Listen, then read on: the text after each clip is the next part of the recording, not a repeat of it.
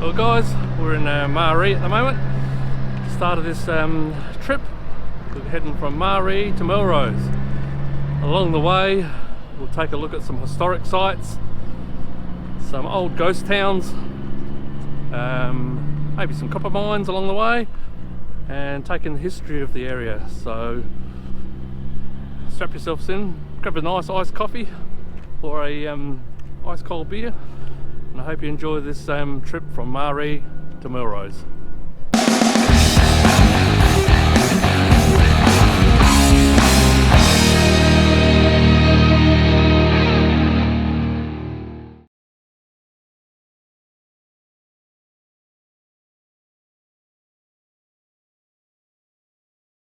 Maree was a famous town in its day. The old Ghan railway line that used to go from Adelaide to Alice Springs passed through Maree, and it was a major stop.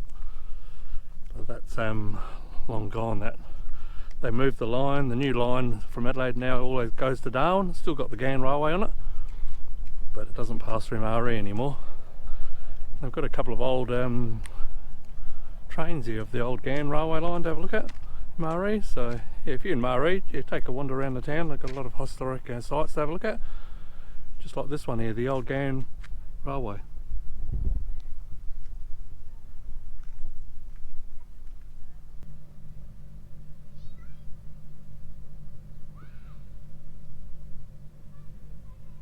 Yeah, the first train to come through Maree was in 1878, and the last Ghan railway that come through, or railway train that comes through Maree, was in 1987. So a bit over 100 years of history here. Here behind me is an old mosque. Maree, all along the probably why they call it the Ghan railway, was pioneered by the Afghans, the Cameliers. So this is one of their mosques in Maree that they used to pray at, and it's still standing today, and it's just a memorial here for the old Afghan Cameliers.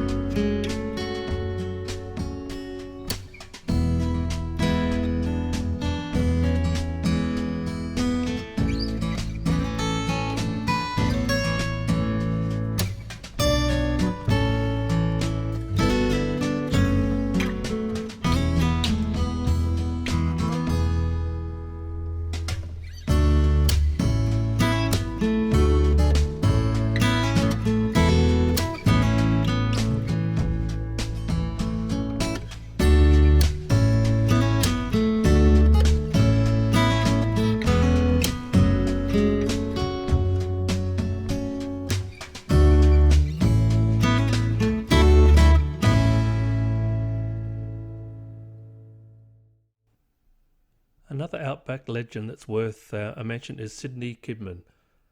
At 13, he ran away from home and worked as an odd job boy before taking up a job on a station.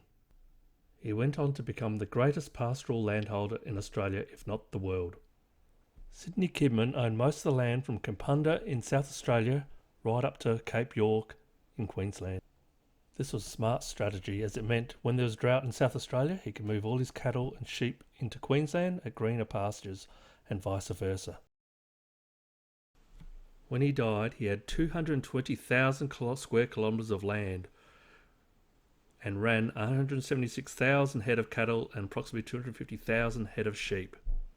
The story of Cattle King Sidney Kidman is a fascinating one, and I recommend while in Maree, take time out to read all about him, or better still, buy his book, which is now in its 20th edition and would be a fascinating read of this Aussie legend. Well, we now leave Maree and head south to the ghost town of Farina. Farina was surveyed in the late 1870s to service the Great Northern Railway, which arrived in 1882.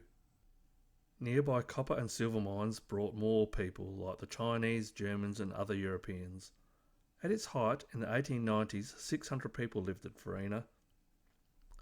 There were 2 hotels, a school, a post office, bank and brewery, and also several stores. After a few good years of rain, the area returned to its 165mm or less of rainfall. Drought and dust storms were common. Golden dreams of wheat and barley crops faded. A visit to the cemetery tells me this was not an easy life. By the 1950s, a lot of the people had drifted away from Farina, and the school closed in 1957, followed by the post office in 1960. In 1967, the store shut its doors for the last time, while the final permanent residents departed in the early 1980s. When the old railway line was closed and moved further west in 1980, this marked the end of Farina, and by the early 2000s, Farina was marked as a ruins on the maps. Well, we just camped up here at Farina campground. It's just a couple of k's from the Farina historical site, and Farina is about 55 kilometres south of Maree. It costs $20 per vehicle per night for unpowered sites, and they do have accommodation in the down the homestead in the shearers' quarters. Not sure how much that is, you have to inquire there. They have toilets and showers. Toilet and shower facilities. Showers, so it's not too bad, I suppose, for $20. And the money goes towards the Farina Society. So most of the campsites are shaded under big gum trees, and they all have fire pits. You can buy firewood here too from the homestead. Not sure how much it is, you have to inquire at the homestead. Yeah, it's not a bad campground.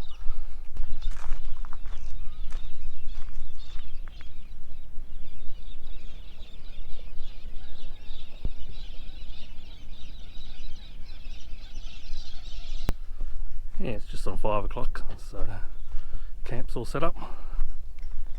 Yeah, probably go have a quiet beer now, sit down, relax for a bit, watch the sunset, and then on the menu tonight we'll have tandoori chicken and rice.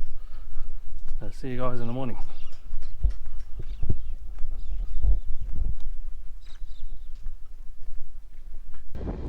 Well, we've now left Farina and heading for another ghost town, Beltane, which is not too far away. We've decided to go on this four-wheel drive track or scenic route, which takes in some nice gorges, but it's four-wheel drive only.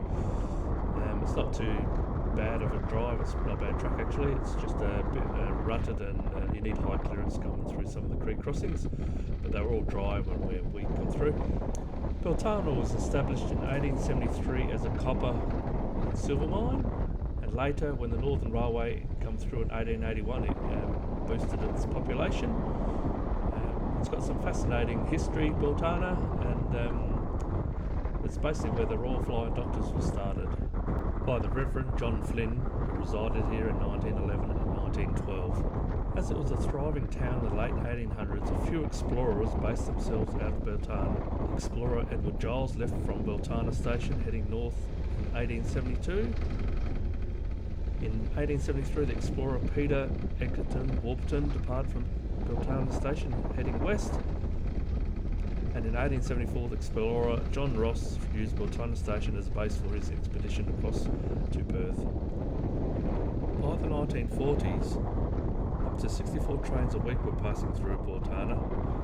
However, when coal was discovered at Lee Creek, a new route was sought, and in 1956 the Lee Creek line was reopened and the Beltane railway station closed.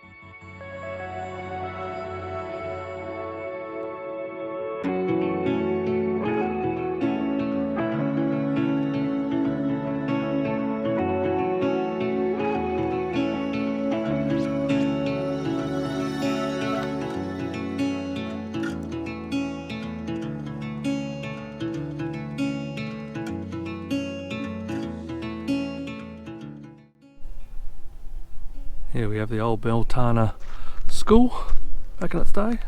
Looks like someone's done it up a bit.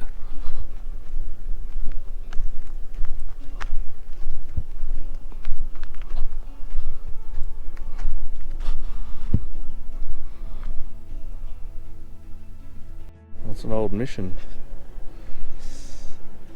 from the early 1890s, the Smith of Dunesk Mission. It's a church. That's not a nice slip. No? Yeah, Jacob just slipped over. Didn't put his feet into four-wheel drive, slipped over on the gravel.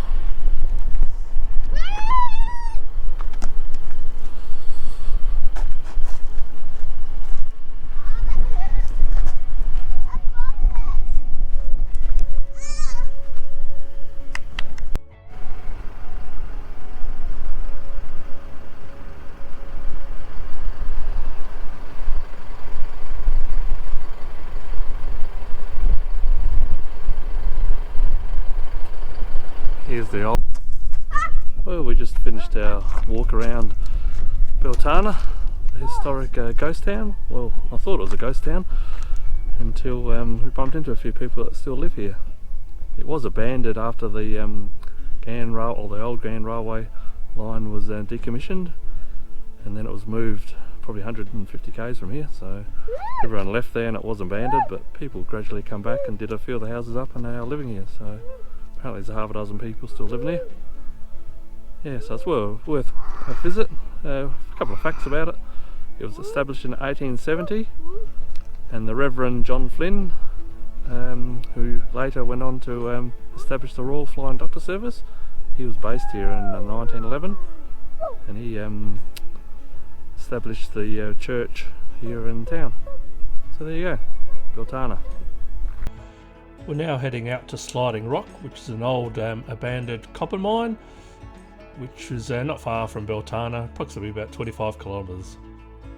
Check out the beautiful colours of the South Australian outback. It's a beautiful scenic drive on the way out, and there's not much information out here to show you what Beltana's about, but it was an old copper mine. So copper was discovered in the mid 1800s, I believe, and they mined it here and smelted it here before abandoning it once the copper ran out. But I'll overlay some information on Sliding Rock when I'll look on Google it and have a look. But yeah, it's a very interesting old town.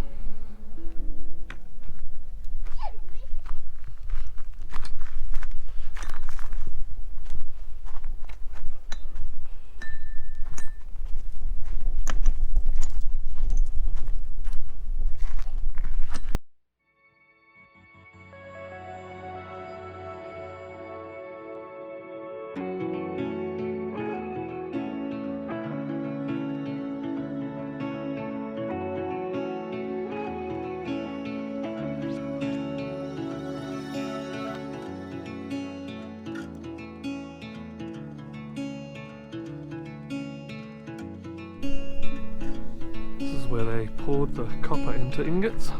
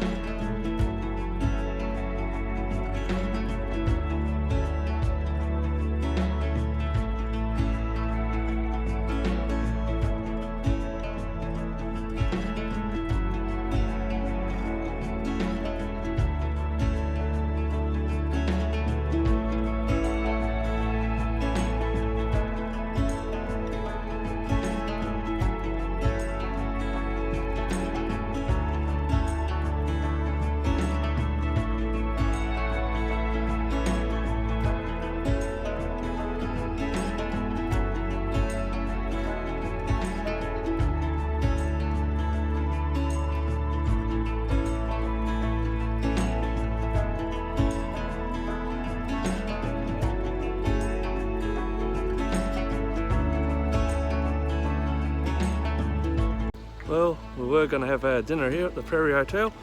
We thought it'd be open, but it's still closed for renovations, so no dinner here. We'll probably just cook a barbecue now. Here's the old station master's cottage or office. Rarotonga Hotel in the background. It's the second time we've been here in the last 3 months and it's still under renovation, so we will come back another time.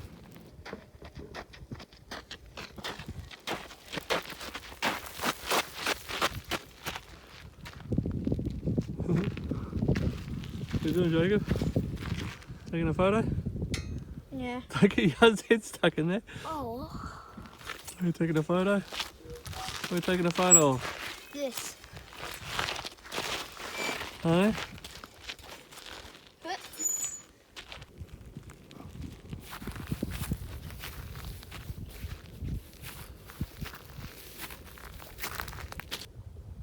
Here's the old line, not much left of it.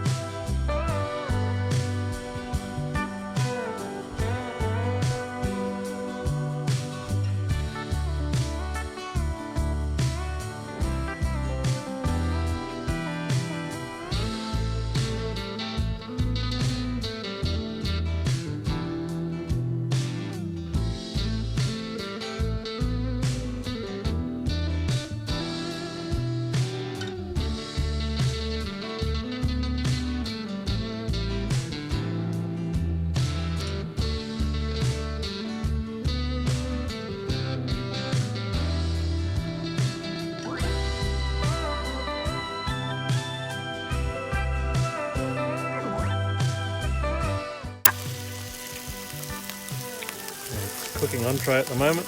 Bacon. Was that Jacob? Yeah. Let's start calling him bacon. He eats it raw. Does it? Anyone on this channel of anyone that likes eating bacon without cooking it? Eats the rind. Loves it.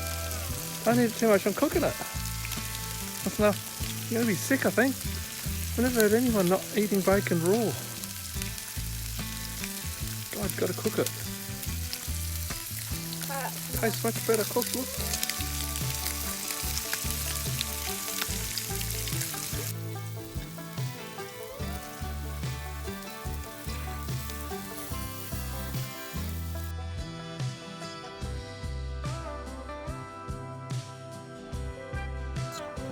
What do you think, Jacob? Hey, dumplings and caramel sauce. Pretty good dessert for camping, isn't it? Looking good. Just simmering away there. Just simmering away. I'll let them go. And low heat, and about 15 minutes I should be ready to eat. How you going with your dumplings, Jacob? Good.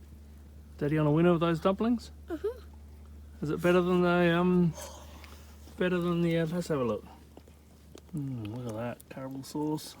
Is it better than the cheesecake? Is it better than cheesecake? Oh my God! So Dad's got 2 desserts you like when camping. And the fire. Yeah. Okay. It's our last night camping, and it's Daddy's cooked the best, eh? Yeah.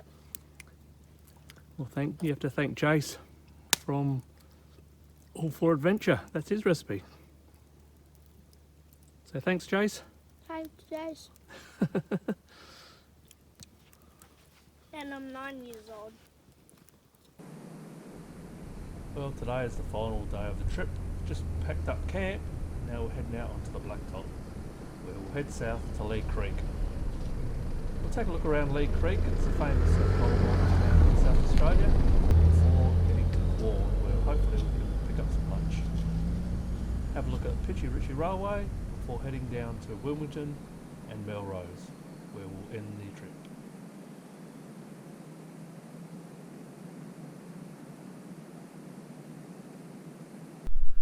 We just made it into Lee Creek.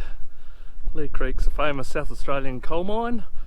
It originally started in 1892, but was abandoned in 1908, and then reopened in 1948 when they decided that South Australia needed a second power station, and that was built at Port Augusta.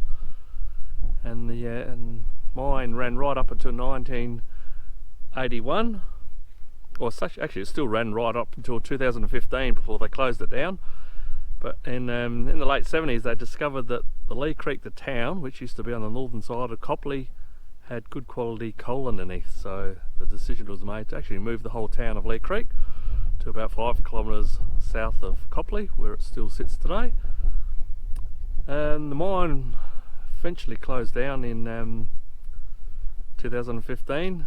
After the Port Augusta power station was demolished. So the mine's unoperational at the moment, and Lee Creek town, there's only 245 people left in the town. So it's a bit sad for South Australia, but that's mining, isn't it? Yep, so let's have a look at Lee Creek.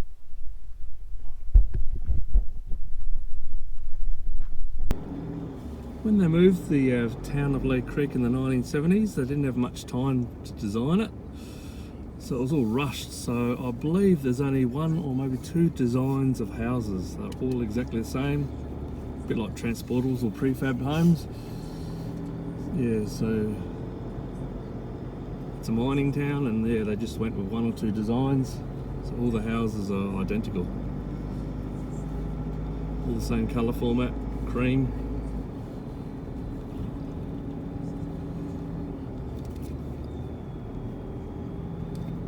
I believe it's about 2,000 people lived here in the heyday. But since the mine closed down, I wouldn't have thought there'd be too many people left.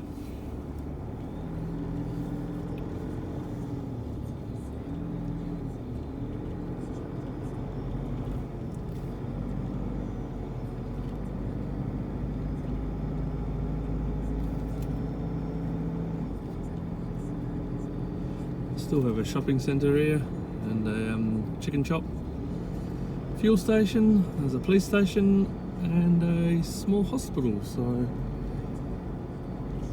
not sure what it services.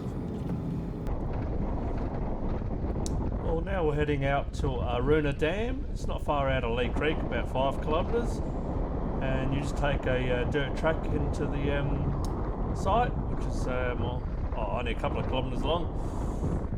It's a pretty reasonable track. Any two-wheel drive will be able to get in here. Aruna Dam was constructed in 1952, and it holds 7,500 megalitres of water, which services the town and, at the time, the coal mine.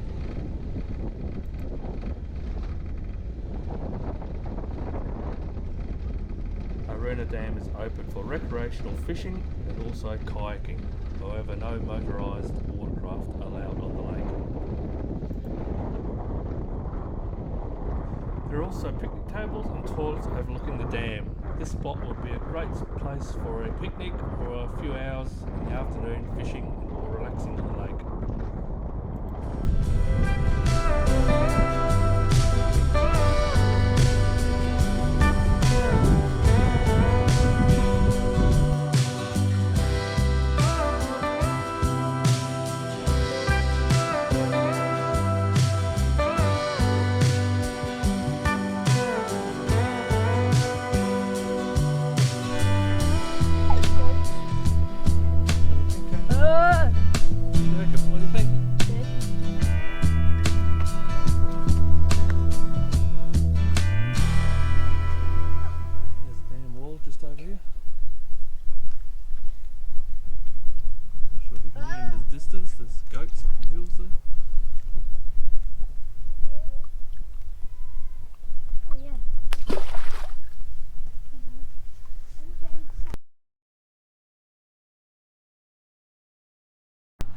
Yeah, behind me here at Hawker is the old Ghan railway side for Hawker, and yeah, they've done it up, which is good. Keep it going, and they've turned it into a restaurant and art gallery. So if you're ever in Hawker, yeah, come in and have a look. It's closed at the moment. It's not open until later on this afternoon for dinner, but we'll be gone by then. So yeah, very well preserved, the Hawker railway siding for the old Ghan.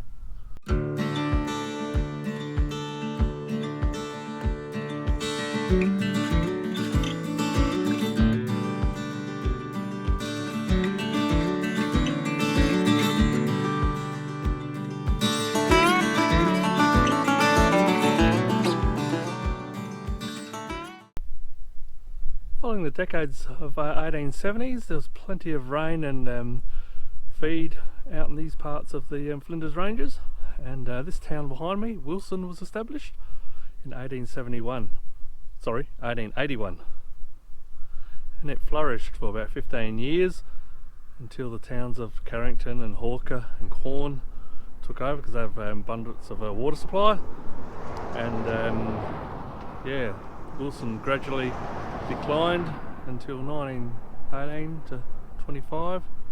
It virtually was a ghost town, and all that's left today is the ruins behind me.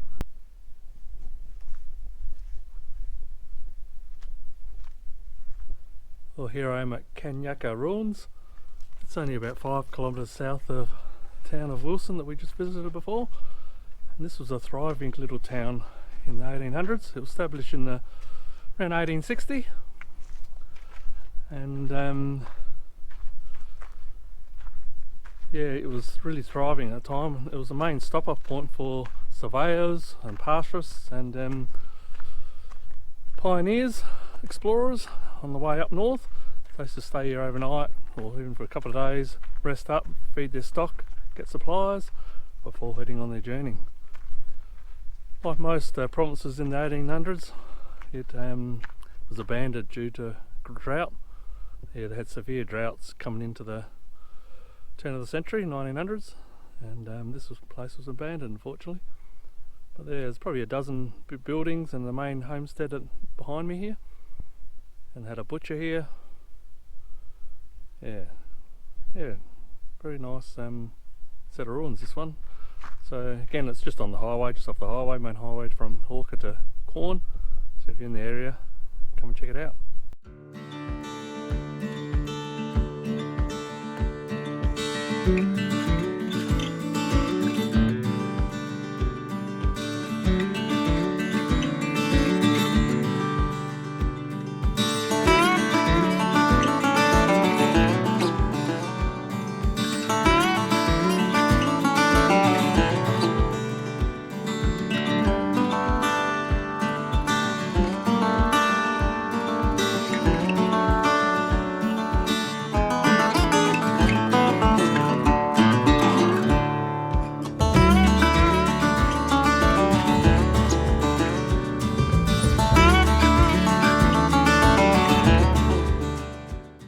Maybe this is where pavers started in the mid 1800s.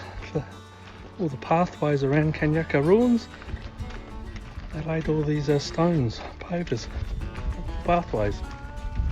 Pretty cool.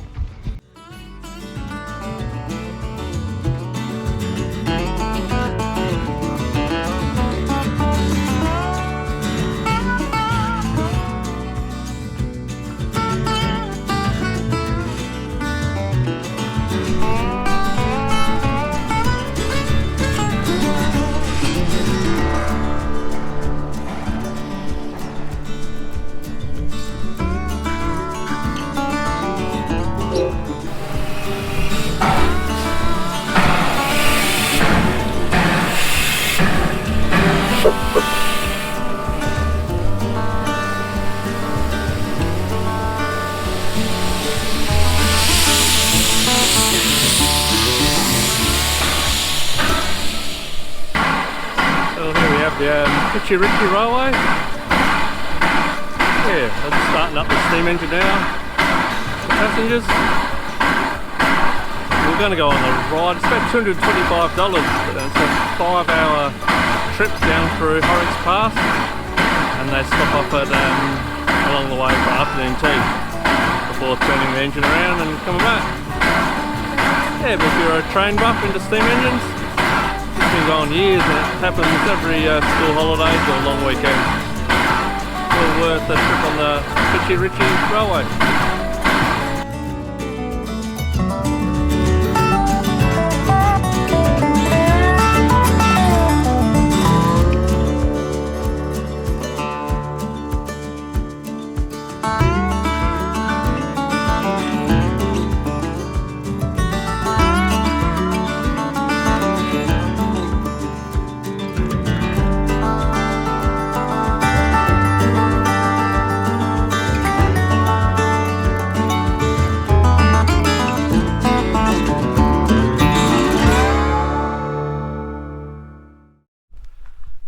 Well, it was a beautiful drive up here to Hancock's Lookout, just out of Wilmington.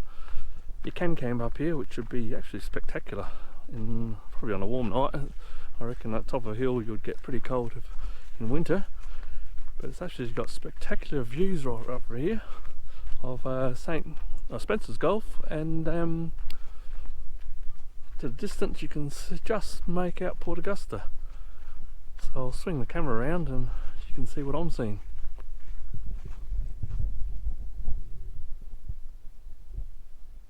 Over there is Port Augusta.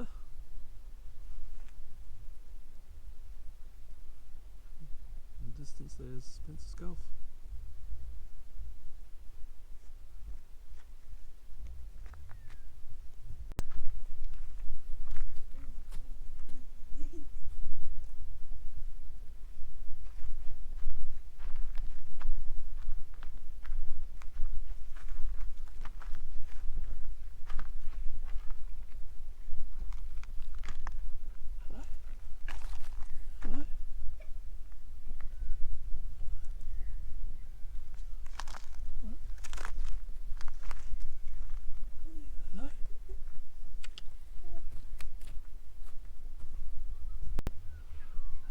Bit of wildlife up here, kangaroos and bird life. Just heard kookaburras before, but you can camp up here. Yeah, just show you the different camp spots. There's camp spots just here. Looks like you can have fires up here. There's fire pits up here. It's all pretty well flat and green grass.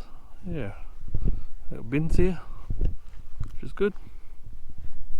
Not sure if you can see over there, we're just up at Mount Remarkable, overlooking the town of Melrose. Yeah, very nice up here. There's picnic areas up here, and we just passed through a campground. I'll show that on the way back. There's hundreds of camps, you can have fires there and everything, but there's beautiful green and flat surfaces for put up tents or swags or whatever. But we'll show you that in a sec. But here's Melrose from Mount Remarkable.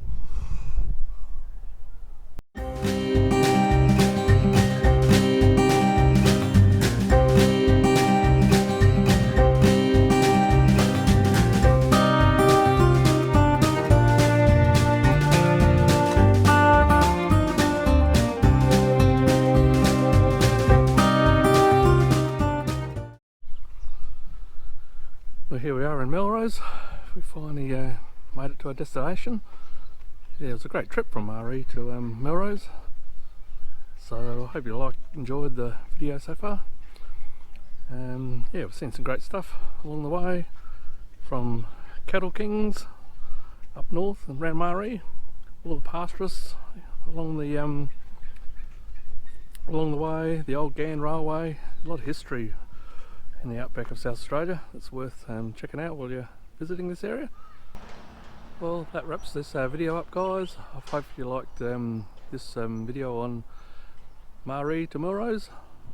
Yeah, there's a lot to see along the way. Melrose has got some national parks. It's got Mount Remarkable National Park just outskirts, and just down the road at Wilmington where we were earlier, you've got Alligators Gorge, which is a great walk. We did that, and it's well worth the look. And while you're in Melrose, there's a lot of accommodation around here as well. Behind me is the old blacksmith's cottages, which you can stay in. So if you're in Melrose, I would highly recommend that. So hopefully guys you've liked this video. If so, give us a thumbs up, leave the comments below, and I'll try and get back to you. So until the next time, bye.